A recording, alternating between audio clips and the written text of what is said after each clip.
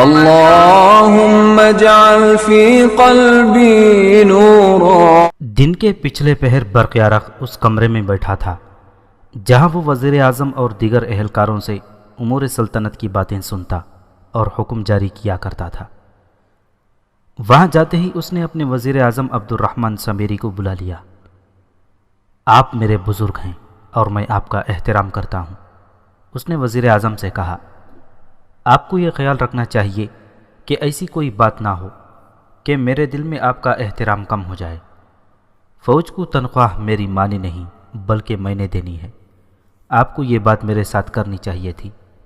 آپ نے میری ماں کو بلا وجہ پریشان کیا اور انہوں نے غصے میں آ کر میری بیوی کے سامنے میری بے عزتی کر دی۔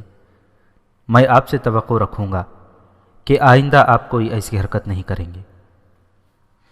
میں معافی کا خواستگار ہوں سلطان محترم، وزیر اعظم نے کہا۔ میں 2 مرتبہ آپ سے درخواست کر چکا ہوں کہ اس سے پہلے ایسا کبھی نہیں ہوا تھا کہ فوج کو بروقت تنخواہ نہ ملی ہو۔ میں ادائیگی کی اس تاخیر سے ڈرتا ہوں کہ فوج میں ذرا سی بھی مایوسی اور بیزاری پیدا نہ ہونی چاہیے۔ آپ کو تو معلوم ہے کہ سلطان ملک شاہ مرحوم نے یہ فوج کس مقصد کے لیے تیار کی تھی۔ زندگی نے وفا نہ کی۔ اگر وہ زندہ رہتے تو قلعہ علمود پر حملہ کر کے حسن بن صباح کی ابلیسیت کو ہمیشہ کے لیے ختم کر دیتے۔ مجھے جاسوس اور مخبر روز بروز اطلاعیں دے رہے ہیں کہ باطنی عقیدے بڑے تیزی سے پھیلتے چلے جا رہے ہیں، اور یہ اطلاع بھی ملی ہے کہ ہمارے شہر میں اور دوسرے شہروں میں بھی باطنی آ کر آباد ہوتے چلے جا رہے ہیں۔ وہ اپنے عقیدے مسلمانوں میں پھیلا رہے ہیں۔ آپ میرے وہ احکام غالباً بھول گئے ہیں جو میں پہلے دے چکا ہوں، سلطان برق یارق نے کہا۔ مرحوم سلطان نے فوج تو تیار کرنی تھی، لیکن یہ نہ سوچا کہ اس فوج کو ہم کب تک پالتے رہیں گے۔ محصولات کا زیادہ تر حصہ یہ فوج کھا رہی ہے۔ میں نے یہ بھی کہا تھا کہ میں حسن بن صباح کی طرف ایک وفد بھیجوں گا اور اس کے ساتھ امن اور دوستی کا معاہدہ کروں گا۔ وہ میری یہ شرط مان لے گا کہ وہ اپنے علاقے میں محدود رہے اور ہمیں اپنے علاقے میں محدود رہنے دے۔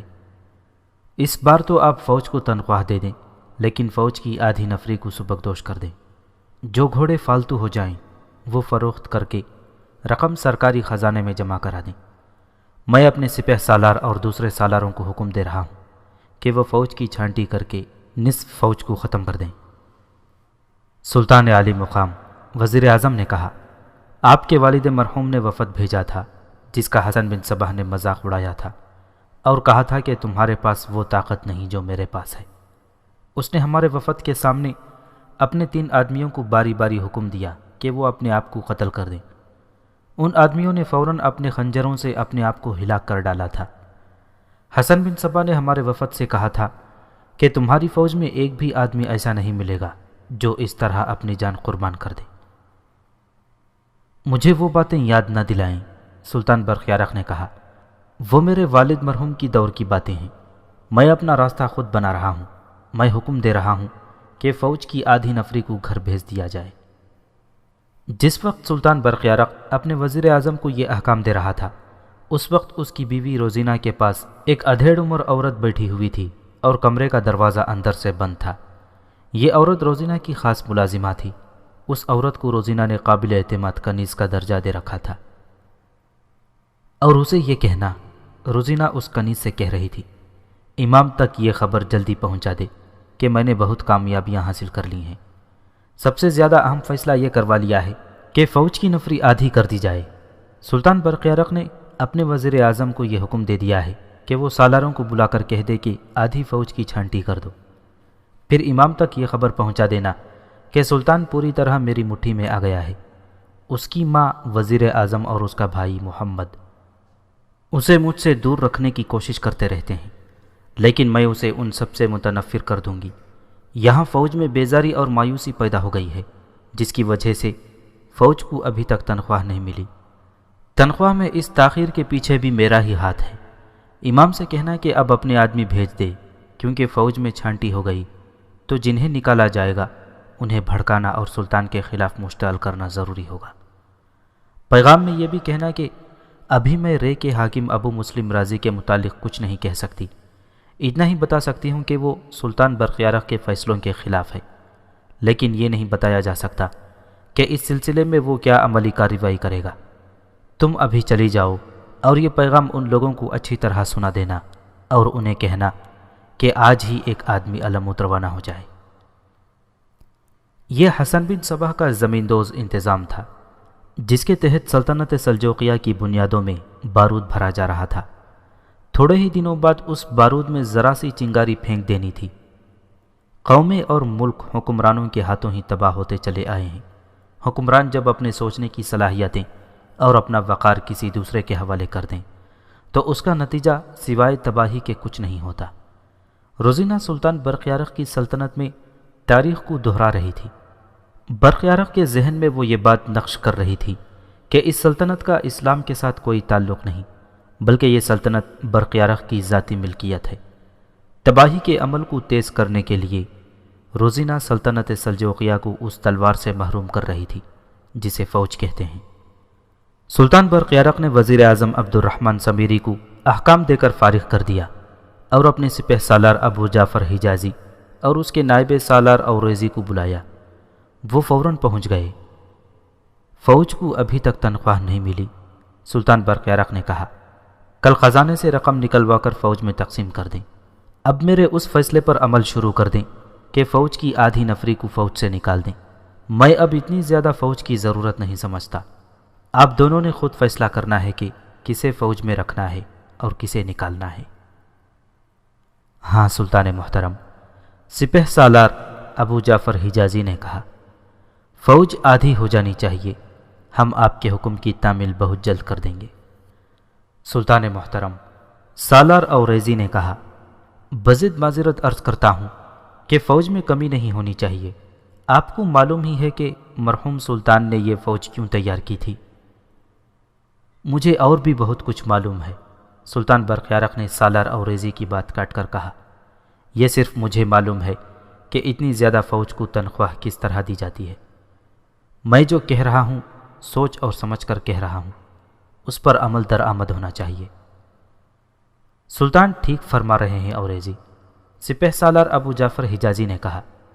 اتنی زیادہ تنخواہ پوری کرنا بہت مشکل ہے اور خزانے پر بلا وجہ بوجھ پڑا ہوا ہے۔ ہمیں سلطان محترم کے حکم پر فوراً عمل کرنا چاہیے۔ حکم کی تعمیل ہمارا فرض ہے، سالار اوریزی نے کہا، لیکن میں یہ نہیں بھول سکتا کہ یہ ملک ہمارا اپنا ہے اور یہ اسلامی سلطنت ہے۔ یہ فوج اسلام کی بقا اور فروغ کے لیے تیار کی گئی ہے۔ اس سے ہم نے باطل کی قوتوں کو اسی طرح ختم کرنا ہے جس طرح آتش پرستوں اور رومیوں کی جنگی طاقتوں کو ختم کیا گیا تھا۔ اگر ہم نے حسن بن صبح کو ختم نہ کیا، میں اس نام سے تنگ آ گیا ہوں۔ سلطان برقیارق نے کہا، حسن بن صبح کا نام سنتے سنتے میرے کان پک گئے ہیں۔ میں نے پہلے دن سے ہی کہہ دیا تھا کہ ہم باطنیوں کے خلاف فوج استعمال نہیں کریں گے۔ یہ بھی سوچ لیں سلطان عالی مقام، سالار اوریزی نے کہا، اگر آپ نے فوج میں سے آدھی نفری نکال دی تو فوج میں اور قوم میں بھی آپ کے خلاف بد اعتمادی پیدا ہو جائے گی۔ اس کے نتائج کچھ اور بھی ہو سکتے ہیں۔ میں ابھی کوئی اور بات نہیں کہنا چاہتا سوائے اس کے کہ یہ نتائج بڑے ہی خطرناک بھی ہو سکتے ہیں۔ ہم آپ کو نہیں نکال رہے سالار اوریزی، سپہ سالار نے کہا، آپ ہمارے ساتھ ہی رہیں گے۔ میں سب سے پہلے فوج سے نکلوں گا، سالار اوریزی نے کہا۔ میں مجاہد ہوں اور اسلام کے دشمنوں کے خلاف جہاد کے لیے فوج میں شامل ہوا تھا، سلطان کی خوشامد کے لیے نہیں جیسا آپ کر رہے ہیں۔ آپ میری توہین کر رہے ہیں اوریزی، سپہ سالار نے کہا۔ میں بھی مجاہد ہوں، خوشامدی نہیں۔ دونوں خاموش ہو جاؤ، سلطان برقیارق نے کہا۔ میں نے تمہیں آپس میں لڑنے کے لیے نہیں بلایا، سلطان عالی مقام، سالار اوریزی نے کہا۔ آپ میری صاف گوئی برداشت کریں یا نہ کریں، مجھے اس سے کوئی سروکار نہیں۔ میں جو کچھ بھی کہہ رہا ہوں وہ اپنی ذات کے لیے نہیں بلکہ آپ کی سلطنت کی سلامتی کے لیے کہہ رہا ہوں۔ یہ سلطنت آپ کی ہی نہیں، یہ میری بھی ہے، یہ اللہ کی سلطنت ہے۔ اگر آپ فوج کے متعلق غلط فیصلے کریں گے تو اس کا نتیجہ یہی ہوگا کہ جو سالار ان فیصلوں کو غلط سمجھے گا وہ ان کے خلاف اٹھ کھڑا ہوگا اور ہمارے سپہ سالار ابو جعفر حجازی کا حکم نہیں مانے گا۔ سپہ سالار حجازی آپ کو خوش کرنا چاہتے ہیں، لیکن میں اپنے اللہ کو خوش کر رہا ہوں اور یہ میرا فرض ہے۔ تقریباً تمام مستند تاریخوں میں یہ واقعہ بیان کیا گیا ہے۔ سپہ سالار ابو جعفر حجازی سلطان کا خوشامدی تھا اور سلطان ابلیسی اثرات کے تحت فیصلے کر رہا تھا۔ ایک بیدار مغز اور دیانتدار سالار نے ان کی مخالفت کی تو آگے چل کر یہی اختلاف خانہ جنگی کا بنیادی پتھر بن گیا۔ سلطان برق یارق نے جب ان دونوں سالاروں کو فارغ کیا تو باہر آ کر سپہ سالار ابو جعفر حجازی نے سالار اوریزی کو قائل کرنے کی بہت کوشش کی کہ وہ جانتا ہے کہ سلطان کا یہ حکم سلطنت کے لیے اچھا نہیں، لیکن ہمیں کیا، ہمیں سلطان کے ہر حکم کی تعمیل کرنی ہے۔ لیکن سالار اوریزی اس قدر بگڑ گیا تھا کہ اس نے سپہ سالار کے ساتھ بحث بے معنی سمجھی۔ ایک روز رے میں امیر شہر ابو مسلم رازی اپنے دفتر میں امور سلطنت میں الجھا ہوا تھا کہ اسے اطلاع ملی کہ 2 آدمی آئے ہیں اور ان کے ساتھ ایک لڑکی ہے۔ ابو مسلم رازی نے انہیں فوراً اندر بلا لیا۔ ہم اس لڑکی کو آپ کے حوالے کرنے آئے ہیں، دونوں میں سے ایک آدمی نے کہا۔ ہم مسلمان نہیں، یہ لڑکی مسلمان ہے۔ کون ہے یہ لڑکی؟ ابو مسلم رازی نے پوچھا۔ اسے کہاں سے لائے ہو؟ میرے حوالے کرنے کا مقصد کیا ہے؟ میرا نام حمیرہ ہے، لڑکی بولی۔ میں قہستان کے ایک رئیس منور الدولہ کی بہن ہوں۔ قہستان پر تو باطنی قابض ہو گئے ہیں، ابو مسلم رازی نے کہا اور پوچھا، تم کس طرح بچ نکلی ہو؟ اگر آپ اجازت دیں گے تو میں اپنی داستان سناؤں گی، حمیرہ نے کہا۔ سب سے پہلے تو میں ان دونوں کی تعریف کروں گی کہ یہ مسلمان نہیں اور یہ مجھے یہاں تک لائے ہیں۔ ابو مسلم رازی کے کہنے پر حمیرہ نے وہ سب کہہ سنائی جو اس پر بیتی تھی۔ اس نے اپنی محبت کی بات بھی نہ چھپائی اور سفید ریش راہب کی مندر تک پہنچنے کی ایک ایک تفصیل سنائی۔ میں کس طرح یقین کر سکتا ہوں کہ تم نے جو بات سنائی ہے وہ بالکل سچ ہے؟ ابو مسلم رازی نے پوچھا۔ آپ کا شک بجا ہے، حمیرہ نے کہا۔ ان کے بزرگ راہب نے بھی یہی شک کیا تھا۔ میرے پاس کوئی ایسا ذریعہ نہیں کہ میں ثابت کر سکوں کہ میں نے جو بات کہی ہے وہ سچ ہے۔ ہمارے راہب نے اس لڑکی کو اپنی ذمہ داری میں لے لیا تھا۔ دونوں میں سے ایک آدمی نے کہا، اگر آپ سمجھتے ہیں کہ ہم غلط بیانی کر رہے ہیں اور یہ لڑکی جھوٹ بول رہی ہے تو آپ ہم دونوں کو قید خانے میں بند کر دیں، اور جب آپ کو یقین آ جائے تو ہمیں رہا کر دیں۔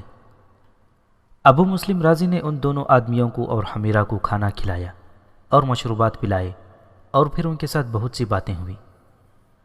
میں تمہیں اپنی پناہ میں رکھوں گا حمیرہ، ابو مسلم رازی نے کہا۔ تمہارا کوئی اور ٹھکانہ ہوتا تو میں تمہیں وہاں بھیج دیتا۔ میری ایک بات ذہن میں رکھ لیں محترم، حمیرہ نے کہا، میں یہاں آپ کی پناہ میں محتاجوں کی طرح بیٹھی نہیں رہوں گی۔ میں نے ان باطنیوں سے اپنے گھر کے ایک ایک فرد کے خون کا انتقام لینا ہے۔ میں جانتی ہوں کہ آپ باطنیوں کے خلاف سرگرم عمل ہیں۔ آپ مجھے اس جہاد میں جس طرح بھی استعمال کریں گے میں اپنی جان بھی پیش کر دوں گی۔ ابو مسلم رازی نے حمیرہ کے ساتھ آئے ہوئے دونوں آدمیوں کا شکر ادا کیا، انہیں کچھ تحفے دیے اور رخصت کر دیا۔ رے سلطنت سلجوقیہ کا ایک بڑا شہر تھا اور یہ دونوں آدمی دیہاتی علاقے میں سے آئے تھے۔ دونوں جب بازار سے گزرے تو گھوڑوں سے اتر آئے۔ انہیں اس شہر کی دکانیں بڑی اچھی لگ رہی تھیں۔ وہ ایک دکان کے سامنے رک گئے۔ دکان میں سجا ہوا سامان انہیں اچھا لگ رہا تھا۔ تم اجنبی معلوم ہوتے ہو، انہیں ایک آواز سنائی دی۔ انہوں نے دیکھا کہ ایک آدمی جس کے ہونٹوں پر مسکراہٹ تھی ان سے مخاطب تھا۔ معلوم ہوتا ہے کہ بڑے لمبے سفر سے آئے ہو، اس آدمی نے کہا۔ ہاں بھائی، ایک نے کہا، ہم بہت دور سے آئے ہیں اور اب ہم واپس جا رہے ہیں۔ اس دکان سے کچھ خریدنا چاہتے ہو؟ اس آدمی نے پوچھا۔ ویسے ہی یہ چیزیں اچھی لگ رہی ہیں، ان دونوں میں سے ایک نے کہا۔ ہم جنگلوں میں رہنے والوں نے کیا خریدنا ہے؟ تمہیں کوئی چیز اچھی لگے تو بتاؤ، اس شخص نے کہا۔ تم پردیسی ہو، میں تمہیں کوئی تحفہ دینا چاہتا ہوں۔ کیوں؟ ایک مسافر نے پوچھا۔ تم ہمیں تحفہ کیوں دینا چاہتے ہو؟ میں نے تم سے کیا لینا ہے؟ اس شخص نے کہا۔ یہ میری عادت ہے کہ کسی سیدھے سادے اجنبی کو دیکھتا ہوں تو اس سے ضرور پوچھتا ہوں کہ وہ کہاں سے آیا ہے اور کہاں جا رہا ہے۔ پوچھنے سے میرا مقصد صرف یہ ہوتا ہے کہ ہو سکتا ہے اسے کسی چیز کی، کھانے پینے کی یا کسی طرح کی بھی مدد کی ضرورت ہو سکتی ہے، اور یہ بیچارہ کسی سے کچھ کہتا نہ ہو۔ ہمیں کچھ نہیں چاہیے دوست، ایک نے کہا، یہی کافی ہے کہ تم نے ہمارے ساتھ پیار اور محبت سے بات کی ہے۔ پھر میری خوشی کی خاطر میرے ساتھ آؤ، اس شخص نے کہا، میں تمہیں اس شہر کا ایک خاص شربت پلا کر رخصت کرنا چاہتا ہوں۔ اس شخص نے ایسی اپنائیت کا اظہار کیا کہ وہ دونوں اس کے ساتھ چل پڑے۔ ذرا ہی آگے مشروبات کی ایک دکان تھی جس میں بیٹھنے کا بڑا ہی اچھا انتظام تھا۔ یہ شخص دونوں کو اندر لے گیا اور ان کے لیے شربت منگوایا۔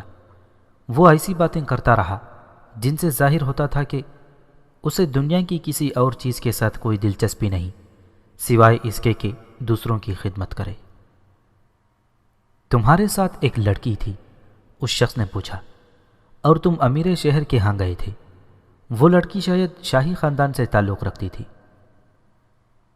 سفید ریش راہب نے اپنے ان آدمیوں کو ہمیرا کے ساتھ بھیجا اور صرف یہ کہا تھا کہ اسے رے کے امیر شہر ابو مسلم رازی کے حوالے کر کے واپس آ جائیں۔ انہیں یہ نہیں بتایا تھا کہ کوئی اور پوچھ بیٹھے کہ یہ لڑکی کون ہے تو اسے اس لڑکی کی اصلیت نہ بتائیں۔ یہ دونوں آدمی ہمیرا کی پوری داستان سن چکے تھے۔ انہوں نے ہمیرا کے ساتھ اتنا لمبا سفر کیا تھا۔ ہمیرا نے خود بھی انہیں سنائی تھی کہ اس پر کیا بیتی ہے اور وہ کس طرح علمود سے نکلی تھی۔ اب رے سے رخصت ہوتے وقت ان دونوں کو یہ اجنبی میزبان مل گیا تو ان کی باتوں میں آ گئے۔ اس نے ان سے پوچھا کہ یہ لڑکی کون ہے جسے وہ امیر شہر کے ہاں چھوڑ چلے ہیں۔ ان دونوں نے بڑے فخر اور خوشی سے ہمیرا کی ساری داستان اس آدمی کو سنا ڈالی۔ اس آدمی نے ہمیرا کے اس کارنامے پر دل کھول کر واہ واہ کی، اور پھر ان دونوں آدمیوں کے خلوص اور دیانتداری اور پھر ان کے کردار کی بے پناہ تعریف کی۔ اس کے بعد دونوں رخصت ہو گئے۔ ان کے جانے کے بعد یہ شخص بہت ہی تیز چلتا ایک مکان میں چلا گیا۔ وہاں 3 آدمی بیٹھے ہوئے تھے۔ لو بھائیوں، اس آدمی نے کہا، وہ مل گئی ہے۔ کون؟ ہمیرا، اس نے جواب دیا۔ اس شہر کے حاکم ابو مسلم رازی کے گھر پہنچ گئی ہے۔ ابھی 2 آدمی اسے اپنے ساتھ لائے تھے اور وہاں چھوڑ کر چلے گئے ہیں۔ اس نے اپنے ساتھیوں کو سنایا کہ کس طرح اس نے ان دونوں آدمیوں کو گھیرا اور ان سے یہ راز لیا ہے۔ یہ سب باطنی تھے اور حسن بن صباح کے جاسوس تھے جو کچھ عرصے سے رے میں ٹھہرے ہوئے تھے۔ انہیں 2 ہی روز پہلے علمود سے اطلاع ملی تھی کہ ہمیرا نام کی ایک لڑکی علمود سے لاپتہ ہو گئی ہے، اسے تلاش کیا جائے۔ علمود کون جائے گا؟ ان میں سے ایک نے پوچھا اور کہا، اگر آج ہی کوئی روانہ ہو جائے تو اچھا ہے، امام خوش ہو جائے گا۔ وہ صرف اتنی سی بات پر خوش نہیں ہوگا کہ لڑکی کا سراغ مل گیا ہے۔ ان میں سے ایک نے کہا، اب یہ حکم آئے گا کہ لڑکی کو اغوا کر کے علمود پہنچاؤ۔ ایک آدمی اٹھا اور سفر کی تیاری کرنے لگا۔ چند دن گزرے تھے کہ ایک روز سلطان برق یارہ کا چھوٹا بھائی محمد رے آ گیا اور ابو مسلم رازی کے ہاں پہنچا۔ ابو مسلم اسے اس طرح شفقت اور پیار سے ملا جیسے باپ اپنے بچھڑے ہوئے بیٹے سے ملتا ہے۔ محمد بڑا خوبصورت اور قد آور جوان نکلا تھا۔ اس میں اپنے باپ ملک شاہ والا جذبہ تھا۔ کہو محمد، ابو مسلم رازی نے اس سے پوچھا، مرو کے حالات کیسے ہیں اور تم کیسے آئے؟ بہت برے، محمد نے جواب دیا۔ آپ کے پاس مجھے ماں نے اور وزیر اعظم عبد الرحمن سمیری نے بھیجا ہے۔ میں بھائی برق یارہ کو بتائے بغیر آیا ہوں۔ برق یارہ پوری طرح اپنی بیوی کے قبضے میں آ چکا ہے۔ وہ اس کے دماغ میں جو کچھ بھی ڈالتی ہے وہ سلطنت کے لیے حکم بن جاتا ہے۔ مجھے اور سنجر کو برق یارہ نے بھائی سمجھنا چھوڑ دیا ہے۔ مجھے کہتا ہے کہ میں تمہیں کسی اچھے عہدے پر لگا دوں گا، لیکن کسی بھی وقت میرے راستے میں نہ آنا۔ یہ تو ہمارے گھریلو باتیں ہیں۔ اس نے ایک بڑا ہی خطرناک حکم دے دیا ہے جس کے تحت فوج کی آدھی نفری کو گھر بھیجا جا رہا ہے۔ فوج آدھی رہ جائے گی۔ کیا کہا؟ ابو مسلم نے چونک کر کہا، کیا وہ اتنی خطرناک حماقت پر اتر آیا ہے کہ فوج آدھی کر کے سلطنت کو خطرے میں ڈال رہا ہے؟ کیا وزیر اعظم اور تمہاری ماں نے اسے روکا نہیں؟ سب نے روکا ہے، محمد نے جواب دیا۔ وہ کسی کی سنتا ہی نہیں۔ اصل خطرہ جو سامنے آ گیا ہے اس سے وہ بے خبر ہے، لیکن میں آپ کو خبردار کرنے آیا ہوں، اور میرے آنے کا مقصد بھی یہی ہے کہ ہمیں کچھ مشورہ دیں۔ ہاں محمد، ابو مسلم نے کہا، یہ تو تم نے بڑی تشویشناک خبر سنائی۔ وہاں تو خانہ جنگی کی صورت پیدا ہوتی جا رہی ہے، محمد نے کہا۔ فوج میں ان آدمیوں کو الگ کیا جا رہا ہے جنہیں فوج سے نکالنا ہے۔ ان لوگوں نے کہنا شروع کر دیا ہے کہ انہیں اس کی پرواہ نہیں کہ وہ بے روزگار ہو جائیں گے، بلکہ وہ سلطنت کی سلامتی اور باطنیوں کو ختم کرنے کی باتیں کرتے ہیں۔ وہ کہتے ہیں کہ انہیں یہ بتا کر فوج میں شامل کیا گیا تھا کہ باطنیوں کو ہمیشہ کے لیے ختم کر کے اسلام کے فروغ کے راستے کھولنے ہیں۔ پھر خطرہ یہ پیدا ہو گیا کہ نائب سالار اوریزی بگڑ گیا۔ اس نے وزیر اعظم سے کہا کہ وہ سپہ سالار ابو جعفر حجازی کے خلاف باقاعدہ لڑائی لڑے گا اور فوج کی کمان اپنے ہاتھ میں لے لے گا۔ میں سپہ سالار حجازی کو اچھی طرح جانتا ہوں، ابو مسلم رازی نے کہا۔ خوشامدی آدمی ہے، معلوم نہیں سلطان ملک شاہ مرحوم نے اسے سپہ سالار کیسے بنا دیا تھا۔ وہ سوائے خوشامد کے کچھ بھی نہیں جانتا۔ وہ ہمارے بھائی برقیارق کا ہر غلط حکم بصر و چشم مانتا ہے اور دوسروں کو مجبور کرتا ہے کہ وہ بھی یہ حکم مانیں۔ اس میں اور سالار اوریزی میں باقاعدہ دشمنی پیدا ہو گئی ہے۔ اوریزی صحیح معنوں میں مجاہد آدمی ہے، ابو مسلم رازی نے کہا۔ اس نے جو کہا ہے وہ کر کے بھی دکھا دے گا، لیکن یہ صورتحال خطرناک ہو سکتی ہے۔ وہ خطرہ سامنے آ گیا ہے، محمد نے کہا۔ وزیر اعظم عبد الرحمن سمیری کے مخبروں نے انہیں بتایا ہے کہ باطنی تخریب کار دونوں طرف کے فوجیوں کو ایک دوسرے کے خلاف مشتعل کر رہے ہیں۔ نظر یہی آ رہا ہے کہ وہ فوجی جنہیں نکالا جا رہا ہے ان فوجیوں سے ٹکرا جائیں گے جنہیں فوج میں رکھا جا رہا ہے۔ شہری بھی دو مخالف گروہوں میں بٹتے جا رہے ہیں۔ اس میں کسی شک و شبہ کی گنجائش نہیں رہی کہ باطنی شہریوں میں شامل ہو کر انہیں بھڑکا رہے ہیں۔ کسی بھی روز یہ آتش فشاں پہاڑ پھٹ پڑے گا۔ مجھے سوچنے دو، ابو مسلم نے کہا۔ یہ صورتحال ایسی نہیں کہ میں فوراً ہی کوئی مشورہ دے دوں۔ اس وقت میں صرف یہ کر سکتا ہوں کہ تمہیں یقین دلا دوں کہ میں ہر طرح تمہارے ساتھ ہوں۔ اگر ضرورت محسوس ہوئی تو میں اس نفری کو جسے نکالا جا رہا ہے یہاں بلا لوں گا اور فوج تیار کر کے سلطان برقیارق کا تختہ الٹ دوں گا۔ بہرحال صورتحال بہت ہی خطرناک ہے۔ تم کچھ دن یہیں ٹھہرو، میں کچھ نہ کچھ سوچ لوں گا۔ وہ اس مسئلے اور اس صورتحال پر باتیں کرتے رہے اور حسن بن صباح کا ذکر آ گیا۔ اس ذکر کے ساتھ ابو مسلم رازی نے حمیرہ کا نام لیا اور مختصراً محمد کو سنایا کہ یہ لڑکی کس طرح اس کے پاس پہنچی ہے اور حسن بن صباح سے انتقام لینے کے لیے بےتاب ہے۔ ابو مسلم رازی نے حمیرہ کو بلا لیا۔ وہ آئی تو اس کا تعارف محمد سے کروایا اور اسے اپنے پاس بٹھا لیا۔ حمیرہ، ابو مسلم نے کہا، محمد کچھ دن یہاں رہے گا۔ اس میں وہی جذبہ اور وہی خیالات ہیں جو تمہارے ہیں۔ اس کی میزبانی تم نے کرنی ہے۔ اسے اس کے کمرے میں لے جاؤ اور اس کا خیال رکھنا۔ محمد اور حمیرہ اٹھے اور کمرے سے نکل گئے۔ دونوں کو معلوم نہ تھا کہ وہ کیسی سنسنی خیز کہانی کے کردار بننے جا رہے ہیں۔ ابو مسلم رازی نے محمد اور حمیرہ کو دوسرے کمرے میں بھیج دیا اور خود گہری سوچ میں کھو گیا۔ محمد محسوس نہ کر سکا کہ اس نے ابو مسلم رازی کو مرو کی جو خبر سنائی، اس خبر نے اس جہاندیدہ امیر اور حاکم کی ذات میں کیسا تیز و تند طوفان بپا کر دیا ہے۔ ابو مسلم رازی اس قدر بے چین اور پریشان ہو گیا تھا کہ وہ اٹھ کھڑا ہوا اور کمرے میں ٹہلنے لگا۔ وہ رکتا اور ایک ہاتھ کا گھونسا دوسرے ہاتھ کی ہتھیلی پر مارتا اور پھر ٹہلنے لگتا۔ وہ سلطان ملک شاہ کا دستے راست تھا۔ دونوں کا جذبہ ایک اور ایمان ایک تھا۔ دونوں باطنیوں کے معاملے میں اتنے حساس تھے کہ حسن بن صباح کا نام آ جاتا تو دونوں کا خون کھولنے لگتا تھا۔ سلطان ملک شاہ دنیا سے اٹھ گیا تو اس کے بیٹے نے اس کی گدی پر بیٹھ کر اسی حسن بن صباح اور اس کے فرقے کے ساتھ اپنا رویہ دوستانہ کر لیا تھا۔ ابو مسلم رازی نے دروازے پر کھڑے دربان کو بلایا اور اسے کہا کہ مجید فاضل صاحب کو اپنے پاس لے آؤ۔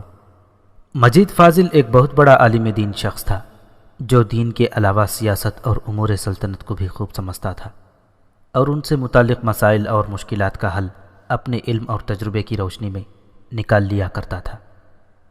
اس کا پورا نام جو تاریخوں میں آیا ہے وہ ابو المظفر مجید فاضل اصفہانی تھا۔ اس نے علم، دانش اور تجربے کی تلاش میں کئی ملکوں کا سفر کیا تھا اور اب وہ رے میں رہتا تھا۔ ابو مسلم رازی خود بھی بڑھاپے کی عمر میں پہنچ گیا تھا اور اپنے علم و فضل سے اس نے بڑا اونچا مقام حاصل کر لیا تھا، لیکن مجید فاضل کو اپنا استاد اور بہترین مشیر سمجھتا تھا۔ کوئی مسئلہ پیش آ جاتا تو وہ اسے بلا لیتا یا خود اس کے ہاں چلا جاتا تھا۔ اس نے دربان سے اتنا ہی کہا تھا کہ مجید فاضل کو اپنے ساتھ لے آؤ۔ دربان جانتا تھا کہ اس شخصیت کے لیے بھگی لے جانا ہے اور اسے اس سواری پر لانا ہے۔ کچھ دیر بعد بھگی مجید فاضل کو لے آئی۔ ابو مسلم رازی اس کے استقبال کے لیے باہر نکلا اور اسے بڑے احترام اور تعظیم سے اندر لے آیا۔ کچھ زیادہ ہی پریشان نظر آ رہے ہو، مجید فاضل نے اندر آ کر بیٹھتے ہوئے پوچھا۔ کوئی پیچیدہ مسئلہ آ پڑا ہے؟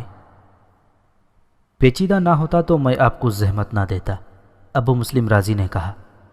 وہ خطرہ جس کے متعلق ہم کئی بار بات کر چکے ہیں ایک سیاہ کالی گھٹا کی طرح سلطنت سلجوقیہ پر چھا گیا ہے۔ اس گھٹا کے اندر بجلیاں چھپی ہوئی ہیں۔ وہ آپ خود جانتے ہیں کہ اب یہ گھٹا خون کا مہ برسائے گی۔ کوئی اور اطلاع آئی ہے؟ مجید فاضل نے پوچھا۔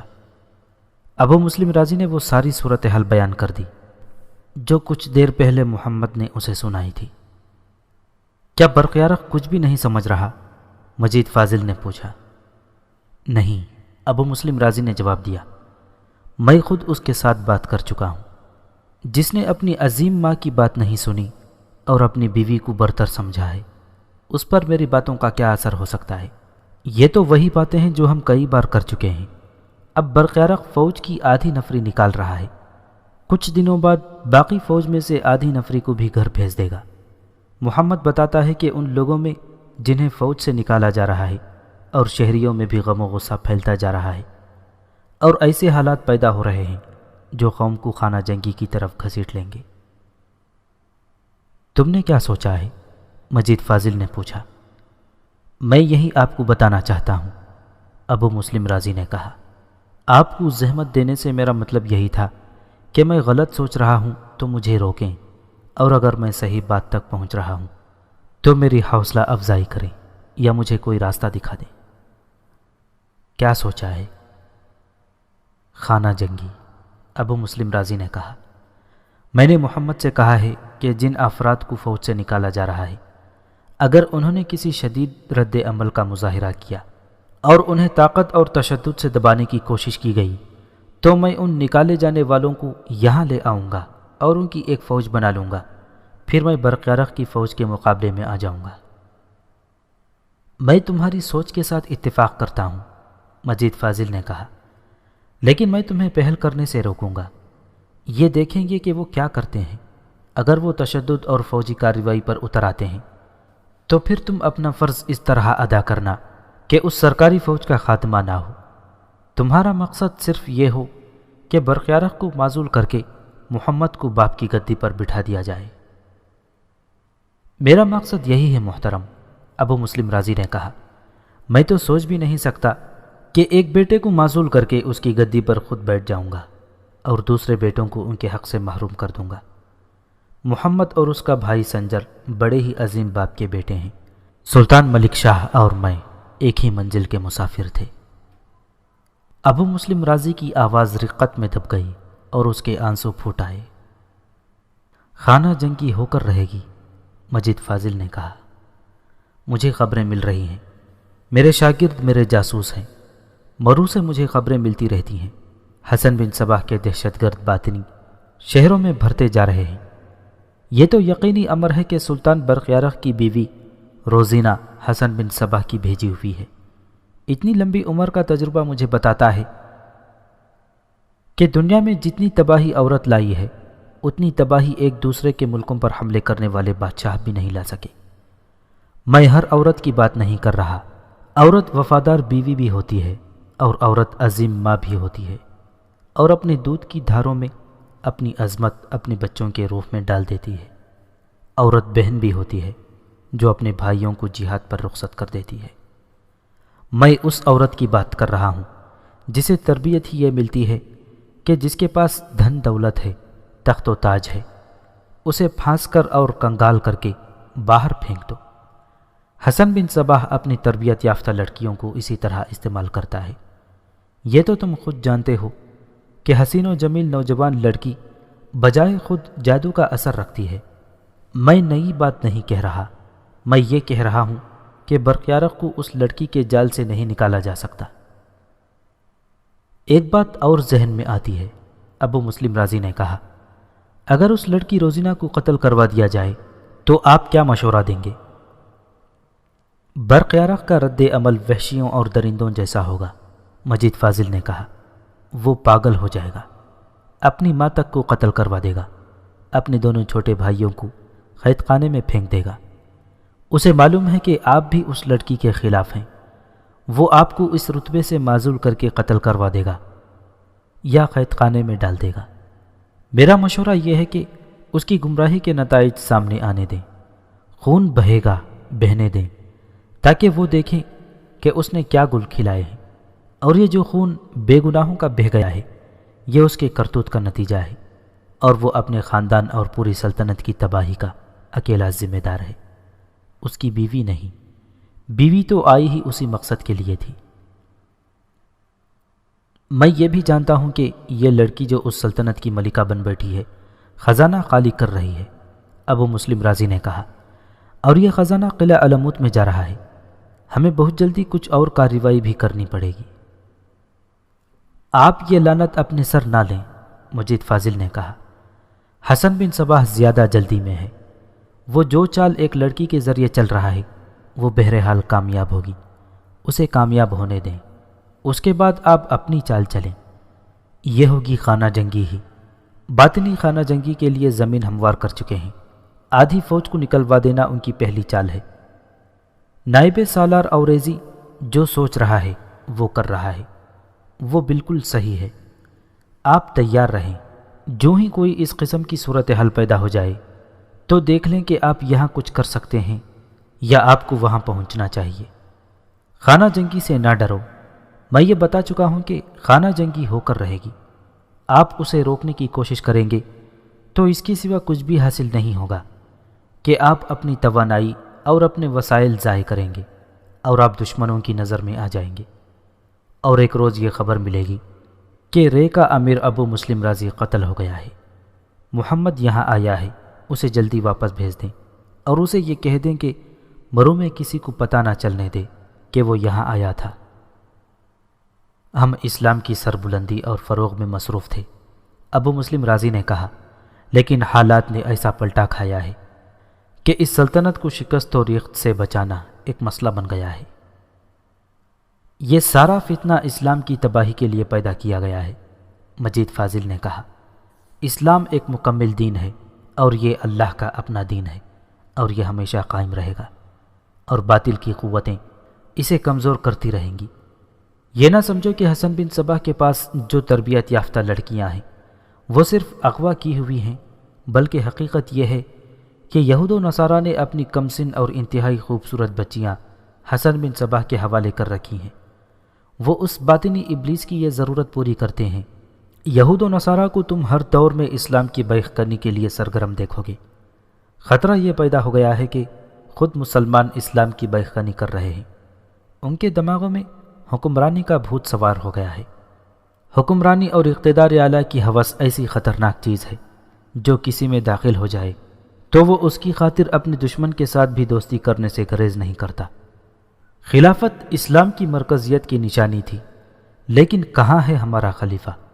برائے نام ایک آدمی خلافت کی گدی پر بیٹھا ہے اور وہ ایسے حالات پیدا کر لیتا ہے کہ وہ مر جائے تو یہ گدی اس کے خاندان میں ہی رہے گی۔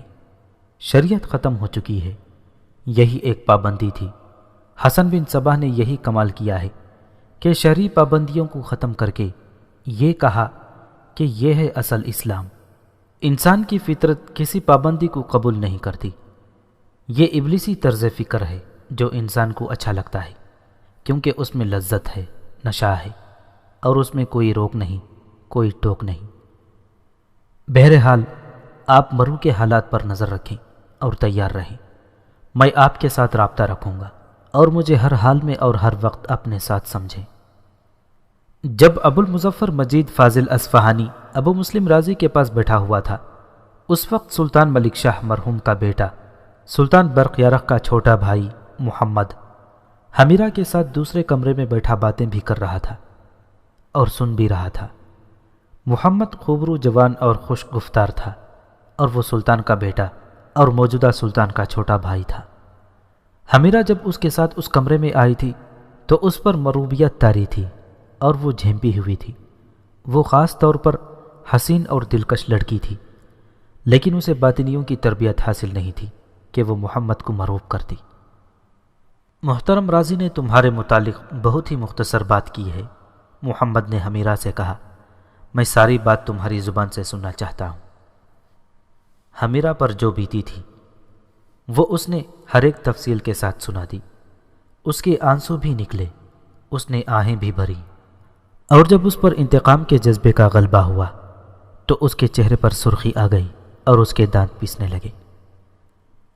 اسلام کو تم جیسی بیٹیوں کی ضرورت ہے، محمد نے کہا۔ اگر انتقام لینا چاہتی ہو تو مردوں کی طرح حوصلہ مضبوط کرو، عورتوں کی طرح رو نہیں۔ لیکن میں اکیلی کیا کر سکتی ہوں؟ حمیرہ نے کہا۔ بہت کچھ کر سکتی ہو، محمد نے کہا۔ تم میں مردوں والی ہمت ہے، لیکن ہم مرد جب تک زندہ و بیدار ہیں تو کسی عورت کو خطرے میں نہیں ڈالیں گے۔ تم نے میری باتیں سنی ہیں جو میں محترم رازی کو سنانے آیا تھا۔ تم نے محسوس کیا ہوگا کہ میرا اور تمہارا جذبہ ایک ہے۔ اسلام کو اور اس سلطنت کو میرا بڑا بھائی نقصان پہنچا رہا ہے، اسی لیے میں اپنے سگے بھائی کو دشمن کہہ رہا ہوں۔ ہم اس سلطنت کو اسلام کا قلعہ بنا چکے تھے۔ میرے والد مرحوم کا مقصد ہی یہی تھا، مگر ان کی وفات کے بعد حالات نے کچھ اور ہی پلٹا کھایا ہے۔ میری عمر ابھی اتنی نہیں ہوئی کہ میں دانشوروں اور عالموں کی طرح بات کر سکوں۔ میں تمہیں صرف یہ کہوں گا کہ جس طرح تم نے خوف کو قبول نہیں کیا، اسی طرح اپنے آپ کو ہمیشہ بے خوف اور نڈر رکھنا۔ اگر تم پر خوف کا غلبہ ہوتا تو علمود سے تم کبھی نہ نکل سکتی۔ تم اس باطنی کو دریا میں پھینک کر ہلاک نہ کر سکتی، اور پھر تنہا سفر کا تو تمہارے ذہن میں خیال بھی نہ آتا۔ لیکن تم نے خوف کو قبول نہیں کیا تھا، اس لیے تمہارے دماغ میں تمہاری رہنمائی کی اور تم ایک آدمی کا گھوڑا لے کر یہاں تک پہنچ گئی۔ کیا یہ سلطنت باطنیوں کو ختم کر سکے گی؟ حمیرہ نے پوچھا۔ کر سکتی تھی، محمد نے جواب دیا۔ میں نے تمہیں بتایا کہ میرے والد مرحوم کی زندگی کا مقصد ہی یہی تھا، باطنیوں کا خاتمہ۔ مگر میرا بڑا بھائی باپ کی گدی پر بیٹھا تو اس نے باطنیوں کے خاتمے کے بجائے اپنے باپ کے مقصد کا خاتمہ کر دیا۔ وہ کیسے؟ وہ اس طرح، محمد نے جواب دیا، کہ وہ باطنیوں کی گود میں جا گرا ہے۔ اس نے سب کی مخالفت کے باوجود ایک باطنی لڑکی کے ساتھ شادی کر لی ہے۔ اس کی بیوی کا نام روزینہ ہے۔ وہ تم سے زیادہ خوبصورت نہیں، لیکن اس کے ہاتھ میں جو جادو ہے اس کو اسے چلانے کی تربیت ملی ہوئی ہے۔ کیا ہم اس لڑکی کو ختم نہیں کر سکتے؟ حمیرہ نے کہا۔ اگر کوئی اور نہ کر سکے تو یہ کام میرے سپرد کر دیں۔ میں جب تک چند ایک باطنیوں کا خون اپنے ہاتھوں بہا نہ لوں گی مجھے چین نہیں آئے گا۔ میں نے اپنے بڑے بھائی، ماں اور چھوٹے بہن بھائی کے خون کا انتقام لینا ہے، اور میں نے اپنے باپ کے خون کا انتقام لینا ہے، محمد نے کہا۔ میرے باپ کو باطنیوں نے دھوکے میں زہر پلا کر مار ڈالا ہے۔ میں بھی تمہاری طرح سوچا کرتا ہوں، لیکن ایک دو آدمیوں کو قتل کر دینے سے کچھ حاصل نہیں ہوگا۔ کسی کو قتل کرنا کوئی مشکل کام نہیں۔ روزینہ کو میں خود قتل کر سکتا ہوں، کروا بھی سکتا ہوں، مگر ہم نے اس کے نتائج دیکھنے ہیں۔ میرا بھائی برق یارق ہمیں قتل کروا دے گا، وہ اپنے آپ میں ہی نہیں ہے۔ میں سوچ رہی تھی کہ روزینہ کی کنیز بن جاتی ہوں، حمیرہ نے کہا۔ میں ایک غریب لڑکی بن کر اس کے پاس جاؤں اور اسے کہوں کہ وہ مجھے اپنی کنیز بنا لے تو میرا خیال ہے کہ میری بات مان جائے گی، پھر میں اسے آسانی سے زہر دے سکتی ہوں۔ لیکن آپ نے جو بات کہی ہے وہ میں سمجھ گئی ہوں۔ تم یہیں انتظار کرو، محمد نے کہا، اپنا خون نہ جلاؤ، ہمیں یہاں کہیں تمہاری ضرورت محسوس ہوئی تو تمہیں بلا لیں گے۔ میں یہاں کب تک پڑی رہوں گی؟ حمیرہ نے کہا، اچھا نہیں لگتا کہ امیر شہر کے ہم مہمان ہی بنی رہوں، آخر ایک دن یہ مجھ سے تنگ آ جائیں گے، میرا تو کوئی اور گھر ہے ہی نہیں، نہ کوئی ٹھکانہ ہے نہ کوئی پناہ۔ ایسا نہ سوچو، محمد نے کہا، یہاں عموماً تم جیسی لڑکیاں اور مظلوم آدمی ہی رہتے ہیں، تمہیں یہاں سے کوئی نکال نہیں دے گا، جذباتی سہارا تو مجھے کوئی دے نہیں سکتا، حمیرہ نے کہا، اور اس کی آنکھوں میں آنسو آ گئے۔ میرا بھائی شہر کا رئیس تھا، میں نے اچھے خاندان میں پرورش پائی اور اچھی زندگی دیکھی تھی، تمہیں اس سے زیادہ اچھی زندگی ملے گی انشاءاللہ، محمد نے اسے تسلی دیتے ہوئے کہا۔ اپنی ذات کے متعلق تمہیں پریشان نہیں ہونا چاہیے۔ میری عمر دیکھیں، حمیرہ نے کہا، میں تو کہوں گی کہ اللہ تعالیٰ نے اتنی اچھی شکل و صورت دے کر مجھ پر کوئی کرم نہیں کیا، مجھ جیسی بے آسرا لڑکیوں کے لیے خوبصورتی مصیبت بھی بن جایا کرتی ہے۔ آپ یقیناً شادی شدہ ہیں؟ نہیں حمیرہ، محمد نے مسکراتے ہوئے کہا، میں نے ابھی شادی کی سوچی بھی نہیں، ماں کو میرا فکر لگا رہتا ہے، لیکن سلطنت کے بگڑتے ہوئے حالات نے میری توجہ ادھر سے ہٹا رکھی ہے۔ حمیرہ فوراً کچھ بھی نہ بولی، اس کی نظریں محمد کے چہرے پر جم کر رہ گئیں اور پھر اس کی نظریں جھک گئیں۔ صاف پتہ چلتا تھا کہ وہ کچھ کہنا چاہتی ہے لیکن کہنے کی جرأت نہیں رکھتی۔ ایک بات پوچھوں حمیرہ، محمد نے کہا، کیا اپنی پسند کا کوئی آدمی تمہاری زندگی میں آیا ہے؟ یہی تو غلطی کر بیٹھی تھی، حمیرہ نے کہا، آپ کو سنایا ہے کہ ایک آدمی کو دل میں بٹھایا تھا اور اسی آدمی کو اپنے ہاتھوں دریا میں دھکیل کر اور ڈبو کر مار ڈالا ہے، اس کا نام جابر بن حاجب تھا۔ اب تو میں محبت کے نام سے بھی ڈرتی ہوں، آنکھیں انسان کو باہر سے دیکھتی ہیں، اندر سے نہیں دیکھ سکتی، میری آنکھوں نے اور میرے دل نے مجھے دھوکہ دیا ہے۔ میری آنکھیں مجھے دھوکہ نہیں دے رہی، محمد نے بڑے ہی خوشگوار لہجے میں کہا، میری آنکھیں تمہارا ضمیر اور تمہاری روح بھی دیکھ رہی ہیں۔ میں نہیں بتا سکتا کہ میں تمہارے اس ظاہری حسن اور پرکشش جسم سے متاثر ہوں یا اس کارنامے سے جو تم نے کر دکھایا ہے، اس جذبے سے جو تمہیں بے چین اور بے قرار کیے ہوئے ہے، یا ان ساری چیزوں نے مل ملا کر ایک ایسا اثر کیا ہے کہ میں تمہیں یہاں تنہا نہیں چھوڑنا چاہتا۔ آپ کی یہ بات سن کر میری روح کو تسکین ہوئی، حمیرہ نے سر جھکا کر کہا، اگر آپ نے مجھے دلی طور پر قبول کر لیا ہے تو میں اپنے آپ کو یقین دلا سکتی ہوں کہ میری زندگی کے خلا کو صرف آپ کی محبت پور کر سکتی ہے۔ دونوں کے ہاتھ آگے بڑھے اور ان ہاتھوں نے ایک دوسرے کو پکڑ لیا، اور پھر ان ہاتھوں نے محمد اور حمیرہ کو اتنا قریب کر دیا کہ ان کے درمیان سے ہوا کا گزر بھی ممکن نہ رہا۔